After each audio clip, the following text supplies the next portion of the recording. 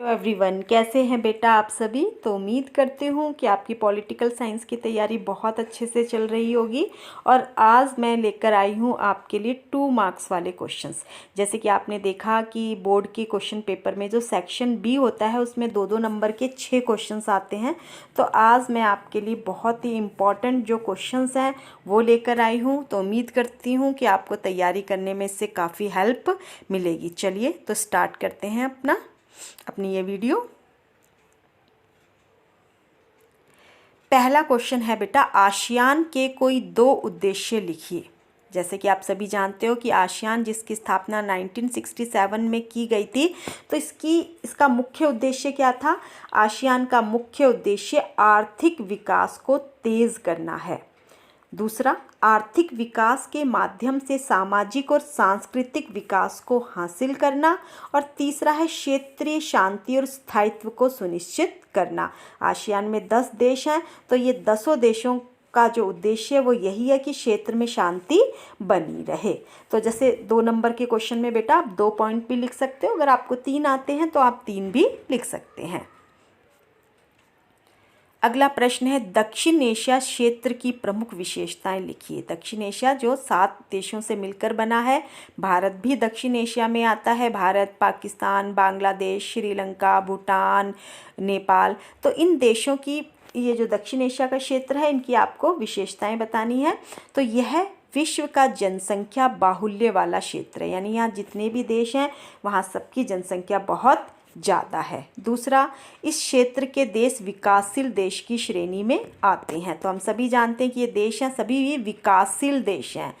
तीसरा, यहाँ की अर्थव्यवस्था कृषि प्रधान है। ज़्यादातर जो देश हैं वो कृषि पर आधारित हैं।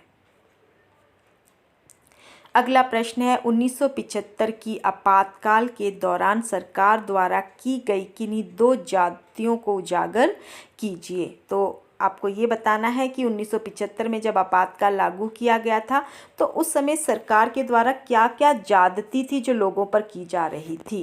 तो सही जवाब है बेटा इसका कि जैसे इसमें आप लिख सकते हो कि निवारक नज़रबंदी के तहत हजारों लोगों को गिरफ्तार किया गया, उन्हें जेल में डाल दिया गया। प्रेस सेंसरशिप यानी प्रेस पे सेंसरशिप लगा दी गई थी कि कुछ भी छापने से पहले सरकार की अनुमति लेना जरूरी होता था। और भी हम बहुत कुछ देखते हैं कि आपातकाल के दौरान जो आपके मौलिक अधिकार थे वो स्थगित कर दिए गए थे। अब कोई धरना, रैली, जुलूस नहीं निकाल सकता था। तो ये सब सरकार के द्वारा की गई ज्यादतियाँ थी। अगला प्रश्न है, यूरोपीय संघ के किन्हीं 4 सदस्यों के नाम लिखिए। यानी यूरोपीय संघ के आपको 4 देशों के नाम बताने हैं। तो यूरोपीय संघ में बेटा 27 देश शामिल हैं। पहले 28 थे, लेकिन जो ब्रिटेन है वो निकल चुका है, यानी ब्रिटेन एग्जिट हो चुका है। तो अब आपको जो 4 देशों के नाम बताने हैं, 27 में से आप किसी भी देशों के नाम बता सकते हो जो यूरोपीय संघ के देश हैं, जिनमें फ्रांस, जर्मनी, इटली, बेल्जियम आदि हैं।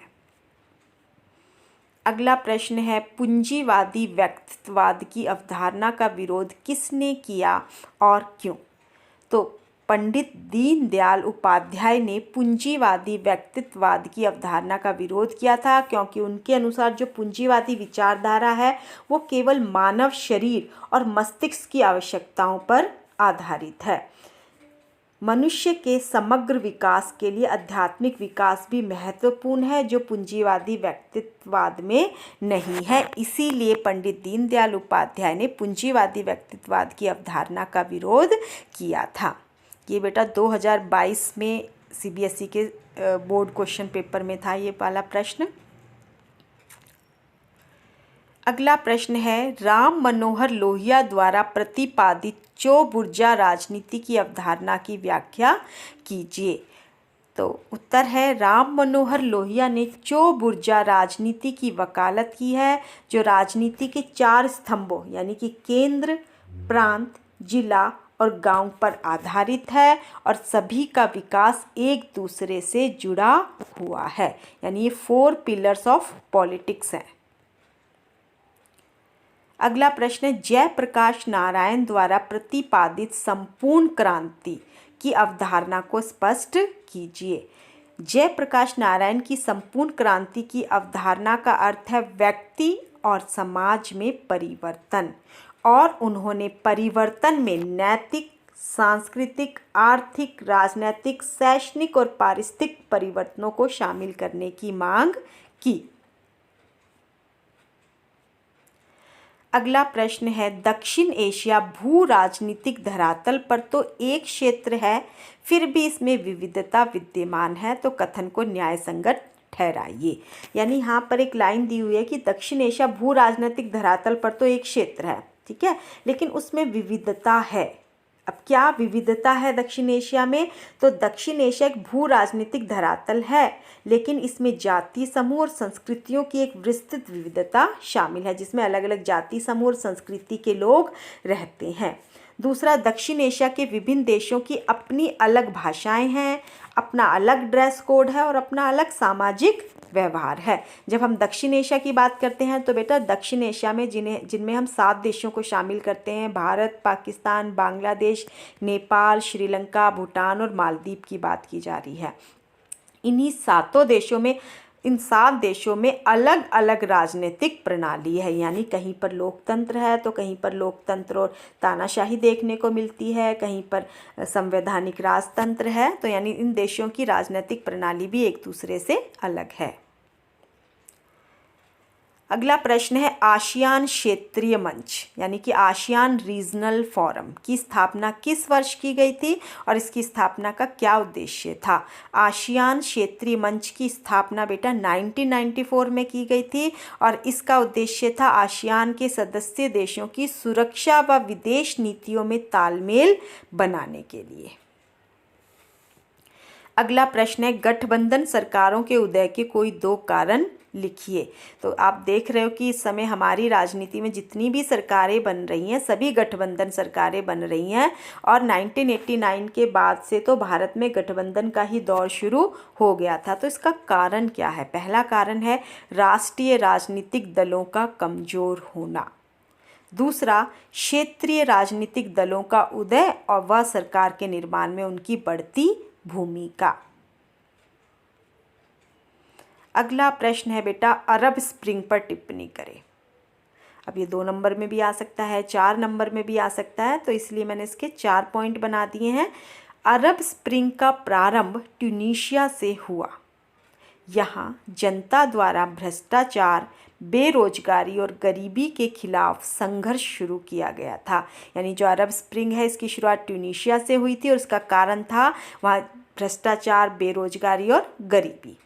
यह आंदोलन एक राजनीतिक आंदोलन में बदल गया क्योंकि लोगों ने मौजूदा समस्याओं को निरंकुश तानाशाही का परिणाम माना। यानी ये जो अरब स्प्रिंग था ये एक राजनीतिक आंदोलन में तब्दील हो गया था। ट्यूनीशिया में शुरू हुई लोकतंत्र की मांग पूरे मुस्लिम बहुल अरब देशों पश्चिम एशिया में फैल गई। अरब स्प्रिंग का प्रभाव यमन, बहरीन, लीबिया, सीरिया में भी देखा जा सकता है, जहां इसी तरह के विरोध में पूरे क्षेत्र में लोकतांत्रिक जागृति पैदा की।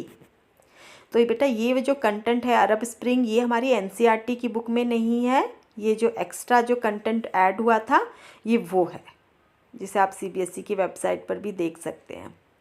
अगला प्रश्न है, भारत भूटान संबंधों की किन्हीं 2 विशेषताओं पर प्रकाश डालिए। तो हम देखते हैं कि भारत और भूटान दोनों ही दक्षिण एशिया के देश हैं और दोनों के जो रिलेशन है वो बहुत ही अच्छे हैं। भूटान सरकार के साथ भारत का कोई बड़ा विवाद नहीं है, दोनों के संबंध बहुत अच्छे हैं। भूटानी सरकार द्वारा देश में सक्रिय उत्तर पूर्वी भारत के गुरिल्लाओं और उग्रवादियों को अपने देश से बाहर निकालने के कारण भारत को काफ़ी मदद मिलती है। यानी भूटानी सरकार हमारी बड़ी मदद करती है, ये जो उत्तर पूर्वी भारत के गुरिल्ला और उग्रवादी हैं उन्हें अपने देश से बाहर निकालती है। दूसरा, भारत भूटान की बड़ी जल विद्युत परियोजनाओं में शामिल है, यानी भारत मदद कर रहा है भूटान की बहुत सारी जल विद्युत परियोजनाओं में यानी हाइड्रो इलेक्ट्रिसिटी में। अगला प्रश्न है, भारत और पाकिस्तान के बीच संबंधों को सुधारने के लिए कोई 2 उपाय समझाइए। हम सभी जानते हैं कि दक्षिण एशिया में अगर हम 7 देशों की बात करते हैं तो सबसे ज़्यादा जो रिलेशन ख़राब हैं भारत के वो है पाकिस्तान के साथ। भारत और पाकिस्तान के बीच में कश्मीर को लेकर, सीमा को लेकर, आतंकवाद को लेकर, हथियारों को लेकर हमेशा तनातनी बनी रहती है। लेकिन भारत और पाकिस्तान के बीच के संबंधों को सुधारने के लिए हम क्या कर सकते हैं? दोनों देशों के बीच यातायात बेहतर किया जाए, दोनों देशों के बीच व्यापार बढ़ाया जाए, नियमित शिखर सम्मेलन किए जाएं जहां विभिन्न समस्याओं के हल खोजे जाएं। यानी जिन बातों को लेकर भारत और पाकिस्तान के बीच में विवाद हैं तो उन सम्मेलन में उन विवादों का हल निकाल लिया जाए।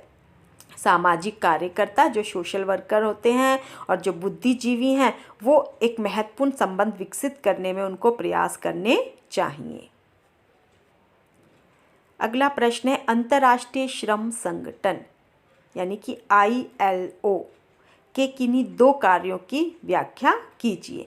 तो ILO यानी इंटरनेशनल लेबर ऑर्गेनाइजेशन, तो लेबर से पता चल जाता है कि ये मजदूरों यानी श्रमिकों के लिए काम करती है। यह संगठन श्रमिकों के लिए सुरक्षा, समानता और स्वाभिमान का वातावरण बनाता है।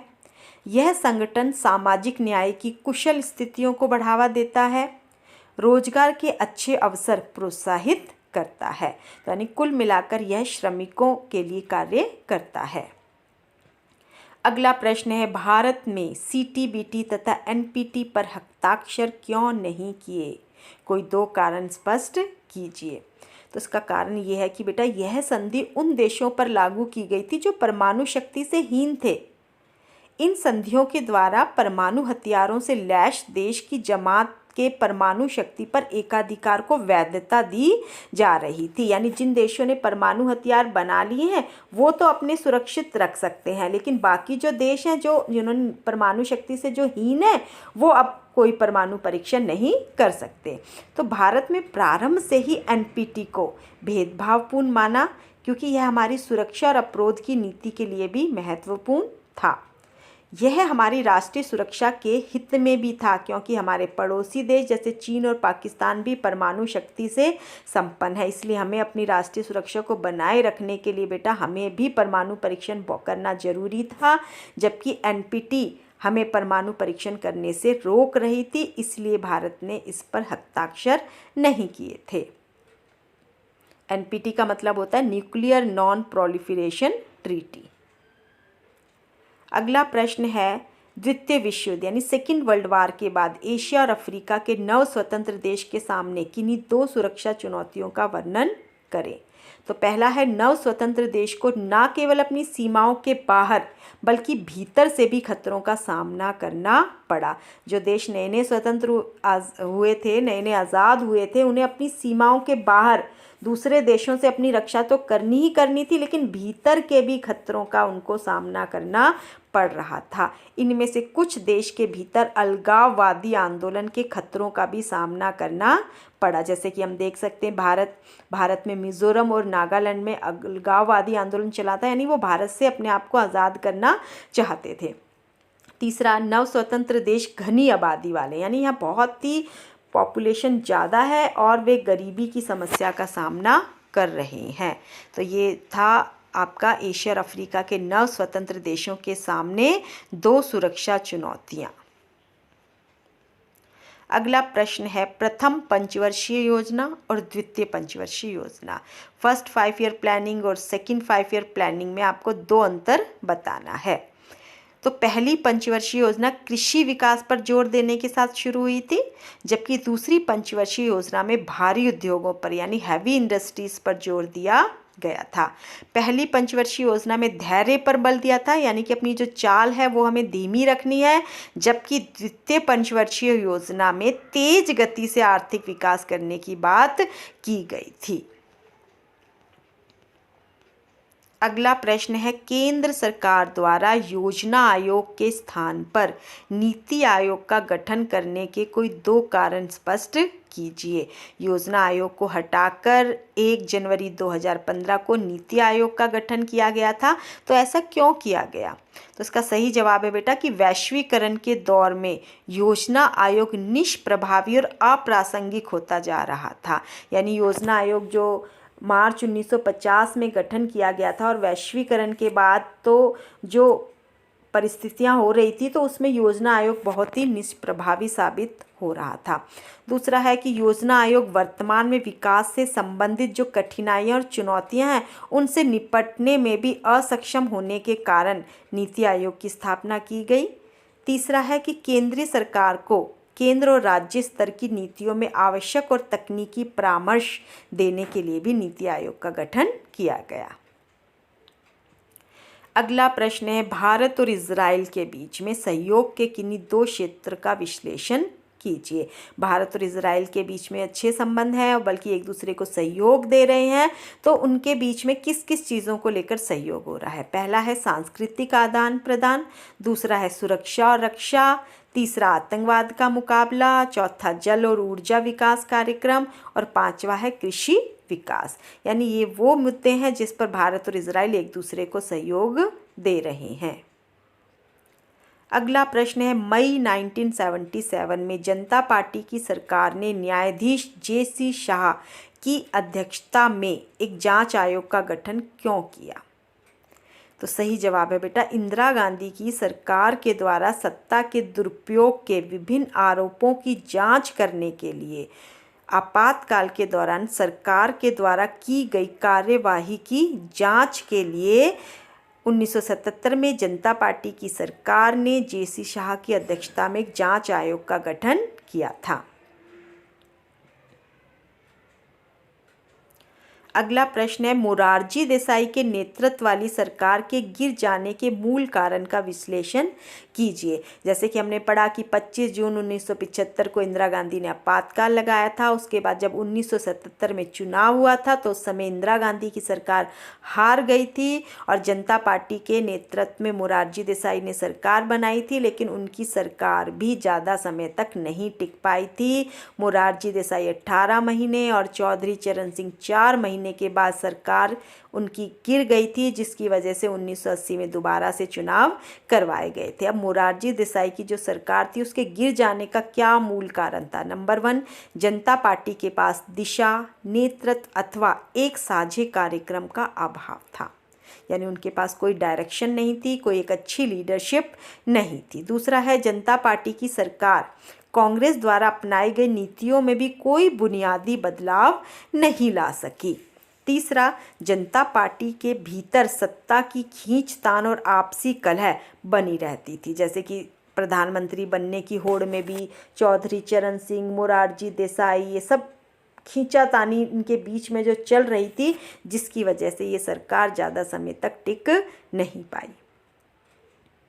अगला प्रश्न है, 1967 के 10 सूत्री कार्यक्रम के अंतर्गत उठाए गए कदमों द्वारा इंदिरा गांधी किस मुख्य उद्देश्य को प्राप्त करना चाहती थी? 1967 में 10 पॉइंट्स कार्यक्रम प्रोग्राम्स थे, उसके द्वारा इंदिरा गांधी का उद्देश्य क्या था?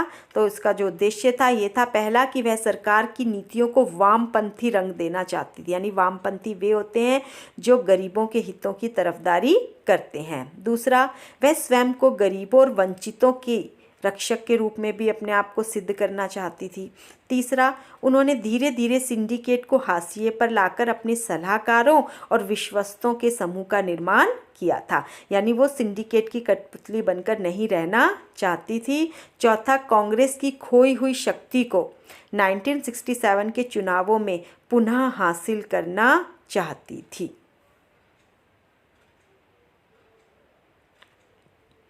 अगला प्रश्न है, दूसरी दुनिया से आप क्या समझते हैं और इसका नेता कौन था? पूर्वी यूरोप के देशों को समाजवादी प्रणाली की तर्ज पर ढाला गया था। इन्हें ही समाजवादी खेमे के देश या दूसरी दुनिया कहा गया और इसका नेता था सोवियत संघ। अगला प्रश्न है, ऑपरेशन इराकी फ्रीडम के 2 उद्देश्य बताइए। तो ऑपरेशन इराकी फ्रीडम के 2 मुख्य उद्देश्य थे, इराक के तेल भंडार पर अपना कब्जा करना और दूसरा, इराक में अमेरिका की मनपसंद सरकार कायम करना। ऑपरेशन इराकी फ्रीडम 19 मार्च 2003 जब अमेरिका ने इराक पर हमला किया था और उसका असली जो उद्देश्य था वो यही था। अगला प्रश्न है, यूरोपीय संघ के झंडे का वर्णन करें। अगर आपने यूरोपीय संघ का झंडा देखा है तो बेटा उसमें देखा होगा कि यूरोपीय संघ के झंडे में सोने के रंग के सितारों का घेरा है, यानी एक सर्कल है जो यूरोप के लोगों की एकता और मेल मिलाप का प्रतीक है। दूसरा, इसमें सितारों की संख्या 12 है। क्योंकि यूरोप में 12 की संख्या को पूर्णता, एकता और समग्रता का प्रतीक माना जाता है, यानी कंप्लीटनेस, यूनिटी और परफेक्शन का प्रतीक माना जाता है। अगला प्रश्न है, सुरक्षा परिषद के 2 मुख्य कार्य बताइए। तो सुरक्षा परिषद का जो मुख्य कार्य है वो है विश्व में शांति स्थापित करना, दूसरा झगड़ों का निपटारा करना, तीसरा अपने निर्णय को लागू करवाने के लिए कार्यवाही करना। अगला प्रश्न है, अप्रवासी और शरणार्थी में क्या अंतर है। तो बेटा जो अप्रवासी होते हैं वो अपनी मर्जी से अपना देश छोड़ते हैं, जबकि कोई शरणार्थी होता है वो युद्ध, प्राकृतिक आपदा या कोई राजनीतिक उत्पीड़न के कारण देश छोड़ने पर मजबूर होते हैं। यानी अप्रवासी अपनी मर्जी से छोड़ रहा है, जबकि शरणार्थी को देश छोड़ने के लिए मजबूर होना पड़ता है। अगला प्रश्न है, सांस्कृतिक समरूपता एवं सांस्कृतिक वैभिन्नीकरण में अंतर स्पष्ट कीजिए। ये वाला क्वेश्चन बोर्ड में आया हुआ था और ये आपने जो ग्लोबलाइजेशन वाला चैप्टर पढ़ा है, वैश्वीकरण, उसमें से है। तो सांस्कृतिक समरूपता का अर्थ है पश्चिमी संस्कृति का पूरे विश्व में फैलना, ताकि वह एक वैश्विक संस्कृति का रूप ले सके, जबकि सांस्कृतिक वैभिन्नीकरण के कारण विभिन्न संस्कृतियां दूसरी संस्कृतियों की अच्छी बातों को अपनी संस्कृति में शामिल करती है, जिस कारण प्रत्येक संस्कृति अनूठी बन रही है। अगला प्रश्न है, बहुत ही इम्पोर्टेंट है बेटा ये भी, नेहरू जी की विदेश नीति के 2 मुख्य उद्देश्य क्या थे। जब हमने पाठ पढ़ा था तो हमने पढ़ा था कि नेहरू जी की विदेश नीति के 3 मुख्य उद्देश्य थे। पहला, कठिन संघर्ष से प्राप्त संप्रभुता, यानी जो हमने बड़े कठिन संघर्ष से आज़ादी को प्राप्त किया था उसको बचाए रखना। दूसरा है क्षेत्रीय अखंडता को बनाए रखना। तीसरा, तेज गति से आर्थिक विकास करना। तो ये थे नेहरू जी की विदेश नीति के 3 मुख्य उद्देश्य। नेहरू जी देश के प्रधानमंत्री होने के साथ साथ विदेश मंत्री भी थे। अगला प्रश्न है, पूर्वोत्तर भारत की राजनीति पर कौन से मुद्दे हावी रहे हैं। तो ये भी बहुत ही इम्पोर्टेंट प्रश्न है बेटा। पूर्वोत्तर भारत की राजनीति में 3 मुद्दे हावी रहे हैं। पहला, स्वायत्तता की मांग, दूसरा अलगाववादी आंदोलन और तीसरा था बाहरी लोगों के खिलाफ आंदोलन। अगला प्रश्न है, मंडल आयोग की 2 मुख्य सिफारिशों का उल्लेख करें। तो इसका जवाब है, पिछड़े वर्गों को शिक्षण संस्थानों व सरकारी नौकरियों में 27% आरक्षण और दूसरा था भू सुधार यानी भूमि सुधार। अगला प्रश्न है, संयुक्त राष्ट्र संघ के किन्हीं 4 अंगों के नाम बताओ। संयुक्त राष्ट्र संघ के 6 अंग है बेटा। 6 अंगों में से इन्होंने पूछा 4 अंगों के नाम। तो आम सभा, सुरक्षा परिषद, अंतर्राष्ट्रीय न्यायालय, आर्थिक और सामाजिक परिषद और न्यासिता परिषद है जिसको स्थगित किया जा चुका है। अगला प्रश्न है, बॉम्बे प्लान क्या था। तो इसका जवाब है कि 1944 में उद्योगपतियों के एक समूह ने देश में नियोजित अर्थव्यवस्था चलाने का प्रस्ताव दिया, जिसमें सरकार, औद्योगिक तथा अन्य आर्थिक क्षेत्र में निवेश में के बड़े कदम उठाए। अगला प्रश्न है, निम्नलिखित नारा किसके द्वारा दिया गया था। पहला, गरीबी हटाओ और दूसरा है जय जवान जय किसान। तो गरीबी हटाओ का नारा इंदिरा गांधी के द्वारा दिया गया और जय जवान जय किसान का नारा लाल बहादुर शास्त्री के द्वारा दिया गया। अगला प्रश्न है, संयुक्त राष्ट्र संघ के वर्तमान महासचिव का नाम बताइए और यह किस देश के हैं। तो सही जवाब है बेटा, यूएनओ के जो वर्तमान महासचिव हैं उनका नाम है एंटोनियो गुटेरेस और यह पुर्तगाल के हैं। तो बेटा ये 2-2 नंबर के क्वेश्चंस थे जो मेरे हिसाब से बहुत ही इम्पोर्टेंट थे। कई सालों से ये बोर्ड में आ भी रहे हैं, तो उम्मीद करती हूँ कि अगर आप इन क्वेश्चनों को बहुत अच्छे से कर लेंगे तो 2-2 नंबर के क्वेश्चन इन्हीं में से ही आ जाएंगे। धन्यवाद।